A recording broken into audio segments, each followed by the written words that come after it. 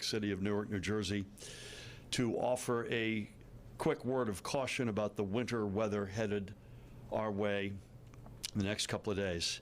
Joined to my immediate left by our Chief of Staff and the Commissioner of the Department of Transportation, Diane Gutierrez-Scacchetti. To my right, the Superintendent of the State Police, Colonel Pat Callahan. And two to my left, the Chief of Staff for the Board of Public Utilities, Taryn Boland. Taryn is pinch hitting for the President of the BPU, Christine Sadovi. So we're here this afternoon for a few minutes because it appears that Mother Nature is making up for some lost time. After a couple of years with hardly any snowfall in New Jersey, today we are headed for our second snowstorm of the week and our third or fourth or fifth storm, even depending on how you count it, over the past month. While you may see some flurries as soon as this evening, we are primarily concerned about the snowfall that is expected to hit really all across New Jersey starting tomorrow morning at around 4 a.m. We're anticipating anywhere between 3 to 6 inches of snow, with, in this case, Central and South Jersey likely to see the most of it. But I think what is at least, if not more concerning, is what may happen after the initial snowfall. By early tomorrow morning, that snow could melt into slush or turn to ice, which will make for a dangerous Friday night commute throughout the Garden State. So if you can, please, please, please consider working from home tomorrow. And in that spirit, I'm announcing herewith that state offices will be closed tomorrow and asking all state employees to please work from home. And if you have to be out in the roads, please go slow, drive with caution, and plan for ice on the roads. Heading into this weekend, New Jersey will be remaining in a state of emergency, which we first declared ahead of the storms that we saw last week. Our state of emergency center will be activating tonight to monitor this storm beginning at midnight. And in coordination with our partners in Pennsylvania, Diane, we are also implementing a commercial vehicle ban effective at 3 a.m. We will also be issuing a winter weather advisory tomorrow, as in the middle of the night, at 4 a.m. for 15 of our counties. I'm going to read the counties, and then I'm going to remind you which counties do not have this advisory. So the advisory, beginning at 4 a.m., will be for the following counties: Atlantic, Burlington, Camden, Cumberland, Gloucester, Hunterdon, Mercer, Middlesex, Monmouth, Morris, Ocean, Salem, Somerset, Sussex, and Warren counties. The counties I did not name, which don't have a weather advisory, but by the way, it won't be 75 and sunny in these counties either, are Bergen, Passaic, Essex, Union, Cape May, and Hudson. As Taryn will get into, the Board of Public Utilities has been engaged with our electric power providers, and they're all standing ready for any challenges or outages. Obviously, if you do experience an outage, as we always say, don't assume somebody else is calling it in. Call it in yourself. And certainly if you come across downed wires, do not go near them. We lost lives early in our administration. Please call them in. Taryn, I don't want to either put words in your mouth or steal thunder from you. Right now, we think this is more fluffy snow than the heavy wet snow that we saw the last time out, but that could shift as it is Mother Nature.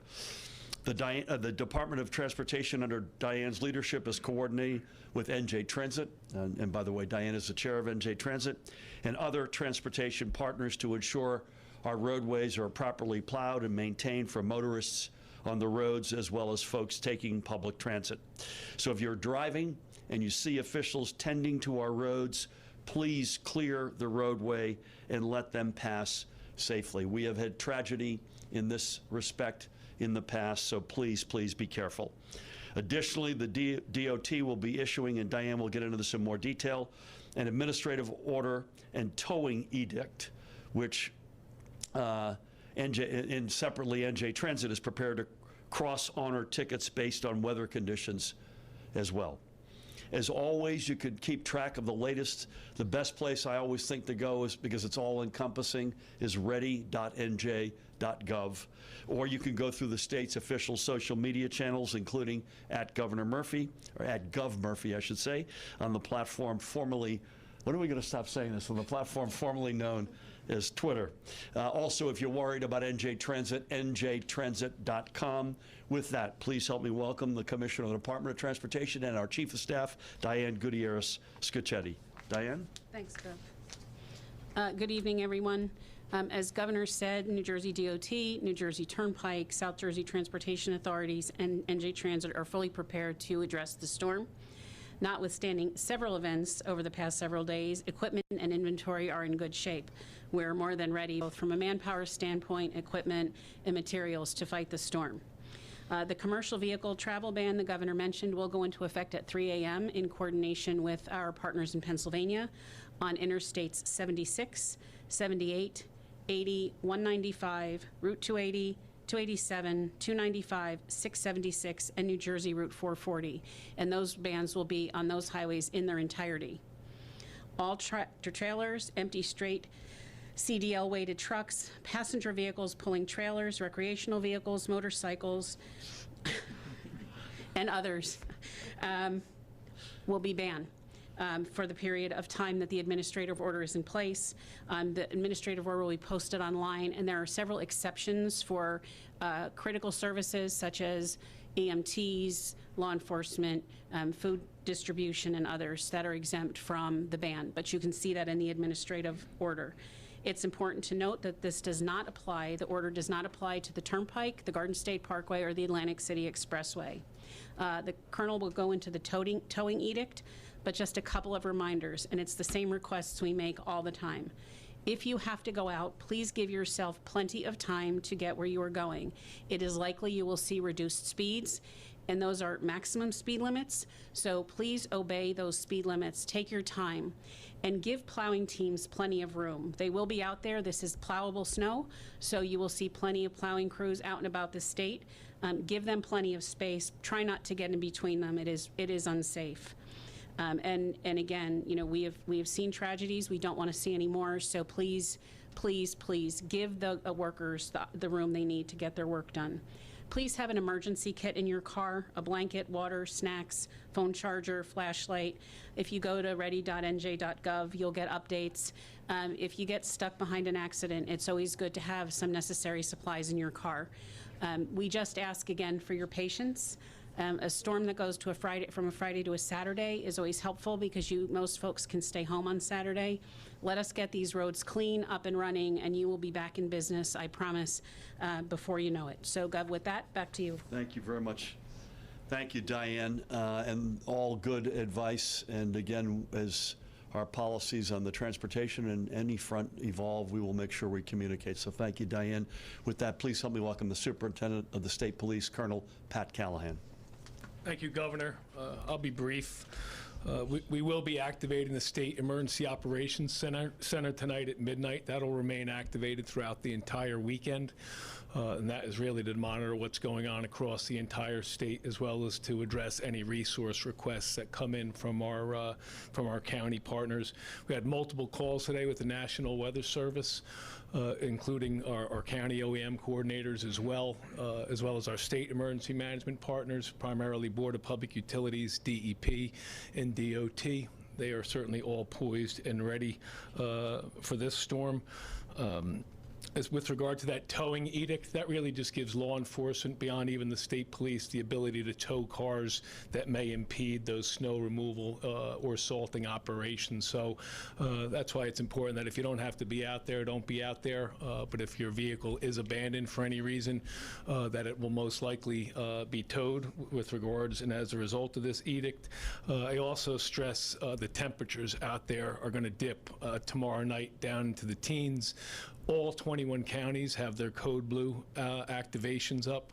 That is warming centers in every county, and the best place to go is www.nj211, NJ211. If you just Google that, that'll pop up. We think it's critical that our New Jersey residents understand those warming centers, where they are, given the nature of these cold temps. And I just re-stress, this is a kind of a storm that may be deceiving, and the back end of it may be a little bit more troublesome than the front end, to the governor's point. But Saturday, although less commuters, that wind and light snow may have our roadways being recovered again. So just because it becomes Saturday and it's not snowing, the winds may impact us again. And lastly, to Diane's point, I certainly ask that we keep that move over law in mind. We've had far too many close calls on blue sky sunny days, and when troopers are out with motor vehicle crashes in the snow and ice, when they're out with spin outs into the guardrails or into the median, just afford them the space and the opportunity to also go home to their families at the end of this shift. Thanks, Gov. Thanks, Pat. You know, before Taryn comes up, the main highways, Diane, I think have been absolutely spectacular. Local roads, less so. So you've got the reality of we just had snow, kind of frozen, and then you're going to have snow and ice and wind on top of that. So to your point, Pat, it may get worse toward the end as opposed to the beginning. Again, please help me welcome the Chief of Staff of the Board of Public Utilities, Taryn Boland. Taryn, come on down. Actually, I'll do this for you. Oh, thank you, Governor. My pleasure. I joked that there's just a little difference between you and I with the mic height. Thanks, Governor. I'm here today on behalf of New Jersey Board of Public Utilities President Christine Gould-Sadovi, who could not be here. She and our Department of Emergency Management team has been in contact with all of our electric utilities, who are all fully staffed and holding crews for this weather event, and we will remain in contact with them and monitor their performance throughout the duration of the event. We want to just remind folks to keep your phones and devices charged. We're not expecting super high winds in this storm, but in the event of an outage, you're going to need your cell phone to report the outage to your utility. Don't assume that your neighbors have called it in. You should report it yourself so that we can get to it as quickly and safely as possible. As the governor said, you know, any downed wires, assume they're live. Stay at least 30 feet from downed wires and call 911 to report it. Again, we don't expect high winds, but anytime the wind goes over 39 miles an hour, our utility crews cannot go up and restore lines. It's not safe for them, and their safety is paramount in these events. So we ask for your patience should the wind exceed 39 miles an hour. Again, just want to reiterate that, as Pat was talking about, this is some of the coldest weather we've had, and we'll have this coming weekend. We know how important it is to have your heat on, so if you do lose power, please report it to the utility. That readynj.gov has the websites for all of the utilities, all of their contact information. We put it out on our social media, including the platform formerly known as Twitter, the NJBPU account. The governor's office retweets it as well, and OEM has it. So stay tuned to the forecast, stay tuned to all the social media channels, and report any outages should they occur. Thank you. Thank you, Taryn. This formerly known as Twitter reminds me, I have some friends who started a foundation. They couldn't come up with a name, so they named it as a placeholder, the foundation to be named later, and that's what it's still called 20 years later. Thank you, Taryn, and please give Christine our best. Any quick questions we have? I would just say in conclusion, two observations. One is, on topic, it feels like we're in one of these cycles. Diane and Pat have done almost countless of these with me. We had Joe, obviously, with us for many years, and now Christine and Taryn is pinch hitting, but it feels like we're in a rut right now in terms of these storms, and they're coming sort of fast and furious. We've seen that. I'm not a meteorologist, but it feels like there's a pattern here that we're in, so I hope I'm wrong. Secondly, just as a historical note, this is the second press conference we've ever done in this room. And I hope this does not portend the future. Pat, you were with me, is the very first COVID press conference was here in February of 2020. It was the only one we ever did here. And let's hope that the pattern that we're talking about doesn't get anywhere near as grave as those dark days. Thank you all.